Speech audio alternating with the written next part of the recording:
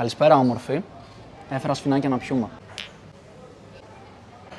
Ωραίο, είναι 5 ευρώ. Δεν έχω. Α, δεν πειράζει, δώσ' μου το τηλεφωνάκι σου να μου τα στείλεις με Iris. Φύγε από εδώ, αγόρι.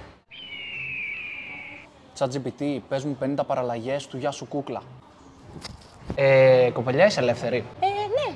Στα αρχή... sorry, κεκτημένη ταχύτητα. Πόση κολόνια έχεις βάλει, αγόρι μου. Τι σου ήρθε? Έχω βάλει 30 ψιτ, χωρίς να μετράω το catcalling που σου έκανα. Έλα, έφυγες. Ποιος άντρας αφήνει τέτοια γυναίκα μόνη της να περιμένει? Φαντάζομαι είσαι ελεύθερη έτσι. Σου είπα όχι πριν από 2 ώρες.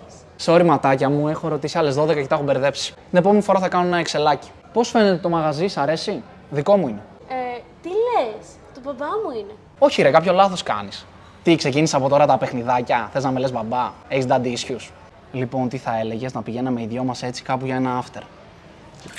Ή φεύγεις, ή καλά τον πορτιέρι και πας για after στα επίγοντα.